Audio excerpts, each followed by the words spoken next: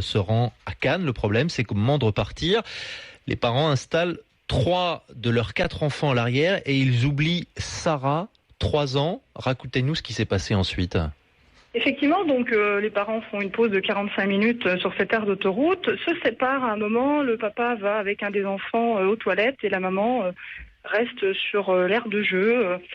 Et tout le monde rembarque dans la voiture. Effectivement, la petite de 3 ans se retrouve seule en fait sur l'aire de jeu. Elle est prise en charge en fait très rapidement par une famille avec lesquelles elle jouait également avec les enfants de cette famille et qui ont tout de suite vu que la petite fille avait été oubliée.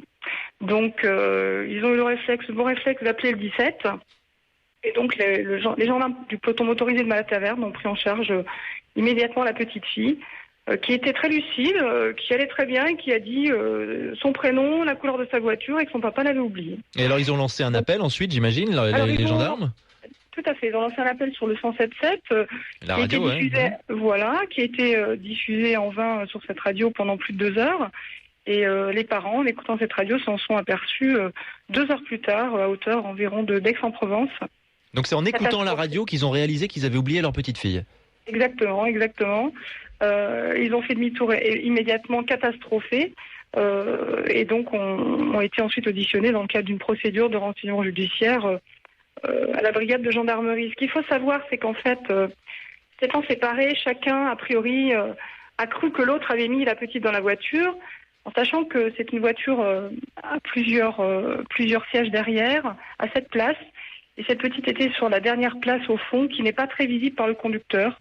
Donc chacun a pensé que la petite avait été mise dans son siège, d'autant plus que, a priori, c'est la plus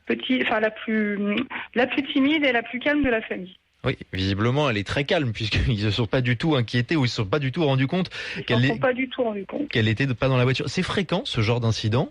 Non, c'est pas fréquent. Plus qu'on l'imagine, sans forcément qu'on l'apprenne ? Absolument pas, c'est pas fréquent, c'est quelque chose de rare et je pense que les parents sont traumatisés sous le choc de cette bévue qui, je pense, est un concours de circonstances, chacun ayant cru que la petite avait été mise dans le siège à l'arrière, peu visible du conducteur, et donc s'en sont rendus compte 2 heures plus tard. Et finalement, ce sont les parents peut-être les plus traumatisés. Exactement, les parents étaient traumatisés et la petite très lucide, qui n'a pas versé une larme et qui était très lucide dans sa tête en attendant que son papa la recherche. Moi, c'est l'essentiel. Il y a une procédure qui doit être ouverte forcément à chaque fois dans ce cas de figure où on peut laisser cette famille se retrouver sans incident et sans suite judiciaire. Tout à fait. Ils ont été auditionnés dans le cadre d'une procédure. Ça, c'est classique. Nous ne connaissons pas encore.